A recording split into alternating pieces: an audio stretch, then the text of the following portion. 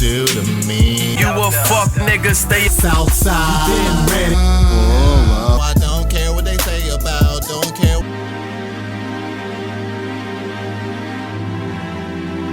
Where's my damn lighter? Hey yo, what's good you guys? It's Boomer and you're watching Bali Star, and today we're getting into it's time for us to be honest about Kendrick Lamar. You feel me? So yeah man, let's get straight on into it, man. Make sure to leave a like, just watch the video if you enjoy, subscribe if you're new, so you can join up with the all-star gang up in this thing. Let's get straight on into it, man. Let's go. He's one of the greatest artists, I'll give you that. But everybody be acting like Kendrick is really that nice when it comes to like getting that. I ain't seen Kendrick in one fight yet. Y'all can say Drake lost the battle, but I seen one 3 others. When Kendrick gonna hop in the ring? It took you 5 years to make a song with Baby keep talking about I'm smoking on your top 5. Nobody remembers any other line you said except I'm smoking on your top 5. Are you done, Kendrick? Nah, he's wildin' for this, bro. He wildin'. Never get your takes, most of your takes from this nigga, bro. Ever in your life, bro. You this, because I really believe this. Niggas that really know Kendrick know what's up. You in the league of You gotta Wale, say J. shit. Cole, and Anticipation is a difficult thing to master. And when something's been built up in the hearts and minds of the culture over a number of years, the prospect of actually living up to it is never easy. For starters, when we're left in the dark, humans have a tendency to let their imaginations go wild. So when an artist we genuinely love doesn't release music for a long period of time, our brains can't help but develop wild expectations of what their album could sound like. And when it finally does emerge, anything less than a classic can be hard to accept. Next up, there's the fact that we're all susceptible to the label marketing machine. The hype that they can curate around any project can mean that at first, it can be hard to truly gauge the quality of a project. Finally, whether negative or positive, sites like Twitter, IG, and YouTube means that our own snap judgments on a record can be reinforced and cemented way before we've really given an album a chance to be digested. And one album that definitely encountered each of these scenarios is Kendrick Lamar's Mr. Morale and the Big Steppers. Released in May of this year, the album was momentous for several reasons. Not only was it his first album in 5 years, it was also the last record that he released on the label he's called home since the beginning of his career. Coupled with a mysterious marketing campaign and the shockwaves he sent out to the world with The Heart Part 5, meant that it's no exaggeration to say that K-Dot's album was one of the highlights of the year.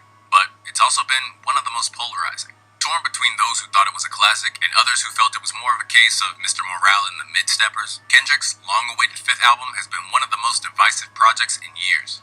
With no sign of a universal opinion in sight, it seems only logical to look at what Mr. Morale accomplished, and perhaps more pressingly, what it didn't, now that the hype has died down. To begin with, we have the album's general tone, and if it fulfilled our expectations. Considering that he'd been gone for half a decade, there was a feeling that when he did return, he'd shift hip-hop. I still have some of his songs from that album on my iTunes. You know what I'm saying? Like Die Hard. What was that one? Man, I got them right here, bro. I remember Die Hard because I was playing that this morning.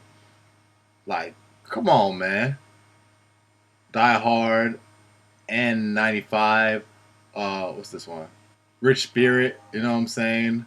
Like, Count Me Out. Like, bro, those are just bangers to me, and freaking music that, like, you know what I'm saying? That resonated. You feel me? Like, and most dudes that especially are up on, like, not just Drake, but like Playboy Cardi, Lil Uzi, of course that's not gonna resonate with them. You feel me?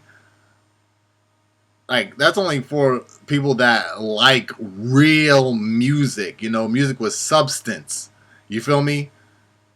Which is a dying thing as the years go by with each generation. You know what I'm saying? And it's crazy because, like, you know, most of these new artists don't even last that long. You know what I'm saying? If they don't have substance. Now, there are some exceptions, like Lil Uzi, you know what I'm saying? He built substance in a way, you know what I'm saying, that's making him maintain, you know what I'm saying? I'm pretty sure he had a fall-off period too, but he recently came back, you know what I'm saying?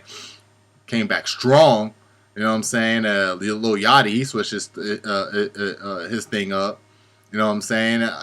Like I said, there are some exceptions, but those are barely the few. Inkling of anything Panther soundtrack was his feature on Baby Keem's Family Ties, which saw him admit that one of his favorite pastimes was smoking on your top 5, while saying he didn't want to be addressed unless it was with 4 letters, the G-O-A-T. Teamed with the fact that he'd been away for so long, fans had no reason to believe that when he did return, he'd be gunning for the top spot. And if that's what you expected, it's understandable that such an inwardly facing project would be disappointing. The thing is, rather than coming back to unmercifully trample the competition, Kendrick opted to focus on himself and his own shortcomings. From Worldwide Stepper's reflection on his infidelity and the paternal strife of Father Time, to examining generational trauma on Mother Eyes Sober, Mr. Morale was the most densely packed project in K-Dot's entire discography. However, it was also one that was broadly detached from the world around him in order to focus on the one that exists inside his own mind. On this project, there's no bravado or sneak disses, with the only reference to cultural events coming from Kanye and Drake's strange reconciliation, which made him think that he had some healing to do. That's it. And rather than getting anthems like Humble or Alright, listening to Mr. Morale made us inhabit Kendrick's pain-blemished headspace, and as a result, some of us felt shortchanged. A lot of us felt shortchanged. But from Kendrick's standpoint, this was a conscious decision to step out of that world. Across the project, he purposefully abstained from boastful claims to focus on exuding his innermost thoughts and feelings. And where he once aimed to be recognized and given his flowers, Kendrick has been intent on dropping that side of himself.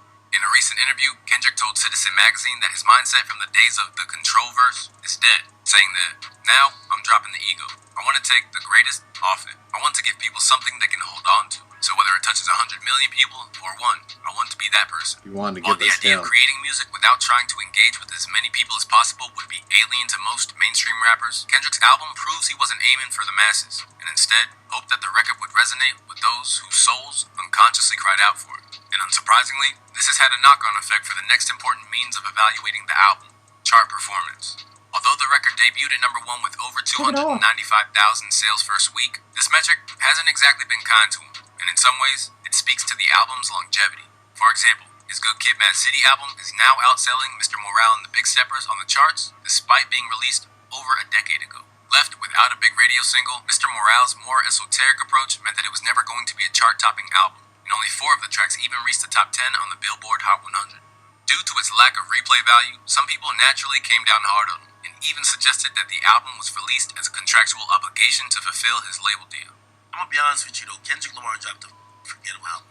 I understand the album was therapy, but it was forgettable. I hate to judge someone's art because of that, because I do think he was rapping really well on it. I think there was purpose on it. Most of what he said and how he did it was of a skilled and top tier MC, but Jesus Christ. We do have to talk about these intangibles. If your impact after not dropping for 5 years is dropping a project that people forget about in 2 weeks, I think that's a problem. It just leads me to believe that Kendrick is doing this because it's his last project on TDE. He negotiated about it for 2 years to get off TDE. So everybody think that he's like in a studio for 5 years working. No, doing a lot of business. It's very possible that this album is just mailed in. When you consider the actual context of the album, this theory falls flat, as no one would purposefully bare their soul and their own insecurities just to get out of a deal. The last time around, Damn's lead single Humble and its trap sound meant that he had one of the biggest selling tracks of the year. But there was clearly no intention of replicating that, and in Instagram posts that coincided with Mr. Morale's And release. you don't want to, you know what I'm saying? Like, he's not a little baby, you know what I'm saying? Dude that just keeps doing the same sound over and over. Nah, it's like, to be an artist at the top, yeah, you have to innovate. You have to do something that has not been done before. And I'm pretty sure he has not given his thoughts on an album before.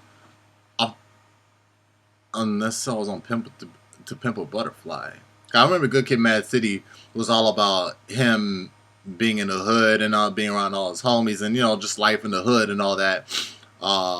Damn, that one was the most commercial one. Of course, to Pimp a Butterfly, I don't know. That was my most unfavorable Kendrick Lamar album to me. That one was like J. Cole's Born Sinner to me. It was just boring. Oh, I did like the one song.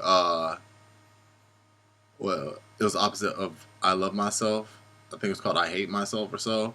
Where he was like talking to, you know, a spirit or so, and you know, the spirit was talking back. I actually liked that song. That was about it. I didn't really like most of it. But yeah, no, it's like every one has been different. So this album has been the one where he really like gives us him, his thoughts, where his mind state is, like his heart, his soul. You know what I'm saying? And people just didn't resonate with that. It is what it is. Kendrick acknowledged that his willingness As to well as people experiment makes him did an ill-fitting resonate with that. It is what it is. anomaly within the commercial space.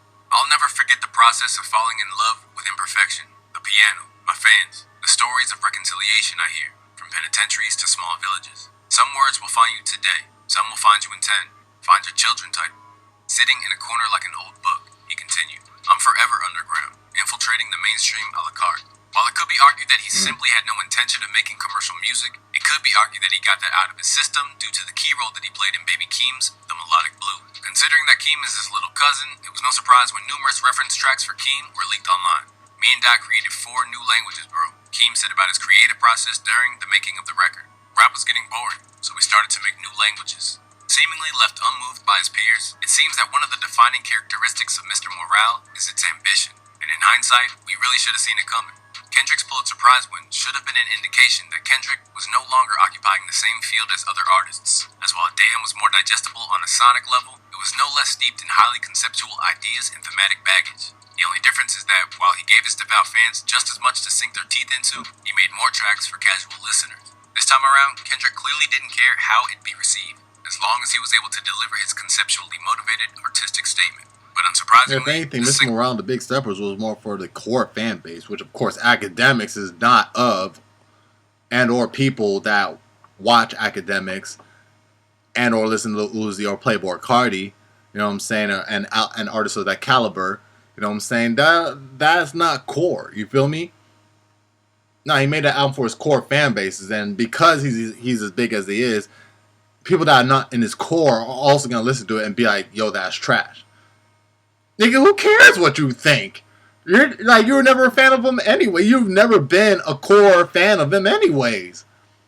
You're never a fan to accept him for who he was anyways. No, you just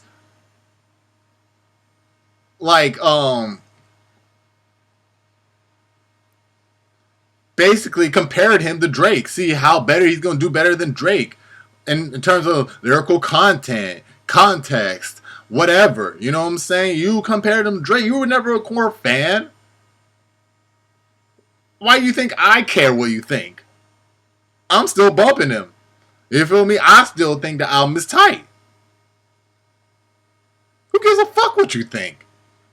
Single-mindedness aggravated some who were looking for straight bangers from Kendrick. It's the type of album that like a Prince or even like a David Bowie, they make for themselves. And this goes for any artist. If you're a fan of any artist, you're a core fan of any artist, who cares what a person who thinks that artist is trash is gonna think? Who cares? We are not the same. We don't have the same music palette. It's only played for friends and family, just experiment. But it's not really for musical consumption. There's no earworms. Couldn't you argue that is what art is? It's the artist. Art is saying what they expressing wanna say, yourself. how they want to say it to themselves. Said with a sense of entitlement to be entertained on his terms, Trent Clark's allusions to Prince or David Bowie really don't hold up, as whether audiences liked it or not, they routinely put out their most brazen ideas to the world, regardless of what their fans thought. So, it's only fitting that Kendrick has a challenging album in his discography, just like a Bowie or a Prince. As simply, he won't dilute his art for anyone in order to just sell records. Instead, it'll resonate with those who it resonates with. Never place the gallery, but you never learn that until much later on, I think. Never work for other people. Always remember that the reason that you initially started working was that there was something inside yourself that you felt that if you could manifest it in some way, you would understand more about yourself. I think it's terribly dangerous for an artist to fulfill other people's expectations. I think they generally produce their worst work when they do that. The other thing I would say is that if you feel safe in the area that you're working in, you're not working in the right area. And while fans today are used to rappers satisfying them by giving them exactly what they want, it's never been what it's about for Kenny. In line with Bowie's view, Kendrick believes that making a record that was intended to vie for the same criteria that Drake applies to his work would be to sell himself short for commercial gain. In doing so, he'd be extorting his audience by giving something that he didn't feel like he had to elicit to the world, but something else. And his core audience would also know that's not him. They would know. Simply to garner the highest degree of mass appeal. Instead, Mr. Morale is the sound of Kendrick occupying his own self-governed headspace. And rather than being contained to its runtime, the tour to support the project has enabled fans to become immersed in its concept. Songs from Mr. Morale that on the album seemed unfocused, with overcomplicated beats and flow switches, are tightened up with brutal economy for the arena, said The Guardian in the review of the show. We get key bars, verses, and hooks from songs such as grueling relationship drama We Cried Together or Purple Hearts, reducing the material to the best, most efficient version of itself. Described by some viewers as the greatest show in hip-hop history, it's safe to say that this record has been as, if not more important than Kendrick's previous albums. And while he can't please everybody, it seems like most of the people who hold a real disdain for the album have misinterpreted the aim of the project. Hey, you can't please everybody, but as long as you're pleasing yourself. You feel me? As long as you are content with what you made, you are pleased with what you made, and you are proud of what you have made. Gonna be for everybody. And I understand when artists take time and putting their together and you get this type of product, this is the result you get. I like quality. I'm a quality type of Kendrick has now delivered quality to all of us. How do you take it? It's up to you. A record which producer Static Selecta said was gonna inspire kids to be creative, Mr. Morale and the Big Steppers is a challenging project by design. So, whatever your thoughts on the project, one thing that we can all agree on is that the argument of irrelevance can be stopped dead in its tracks. Mr. Morale and the Big Steppers may be polarizing, but just like To Pimp a Butterfly, the record stirs strong emotions in the listener. Whether positive or negative in nature, the fact that the discourse rages on only emphasizes that even if it's not staying in your rotation, to the culture at large, the record was vitally necessary. Alright, you guys, so that was Hip Hop Madness with It's Time for Us to Be Honest About Kendrick Lamar. Yeah, man, pretty much factual, you know what I'm saying? Who cares where it stands sonically? You know what I'm saying? Honestly, if you're a Kendrick fan, then if you knew Kendrick's body work since before Good Kid, Mad City, then you already know the type of nigga he is. You know what I'm saying? Or at least you have a basis, concept of the type of person he is. And it's like just getting an album like this, bro. It's like it's tight. It's tight. It's dope. You know what I'm saying? Just to hear more and or but like you know, a different perspective of like how he's feeling in this time and space. You know what I'm saying? Like that's all you want to know. Not how it sounds sonically. You feel me? If you already know he's not that type of artist to sound sonically, oh, he made one album, damn, and that shit wasn't commercially successful. You know what I'm saying? It sonically sounds good. Okay, not all of us are gonna look at it like that still. You know what I'm saying? It's like we're still gonna listen to it. You know what I'm saying? Hear where his headspace is at. You know what I'm saying? See all the key outliers of what made Kendrick in during that damn album. You feel me? Not how it sounds sonically. The same thing is gonna stand for this project. The same is gonna stand for the next project. The same is gonna stand for the next project. You feel me? So, fuck all them niggas that talk about how it sounds sonically. Fuck them. Fuck them. If you're watching this and you're a Kendrick fan, then you already know what's up. And if you're watching this and you're not a Kendrick fan, then it is what it is, bro. It is what it is. You feel me? But y'all let me know your thoughts about it down in the comment section down below. You already know it's Boomer, and you're watching Bally Star, man. Make sure to leave a like just below the video if you enjoy. Subscribe if you're new, so that way you join up with the all-star gang up in this thing. Hey, you see that one a video of Kendrick doing push-ups in the park and stuff? You're like doing the prison push-ups and stuff, man. Hey, man, y'all already know, man. Make sure to hit that like, support the video if you enjoy. Subscribe if you're new, so that we join up with the all-star gang up in this thing. Brand new album, The Cursed Blessing Deluxe, out right now, man. It's you know, might have a Kendrick-like concept to it. You know what I'm saying? So again, if you're a Kendrick fan, you know what I'm saying, it might have, you know, some like concepts in that album. You know what I'm saying? But hey, for you to check out, you know what I'm saying? Only if you want to. Keep it 100.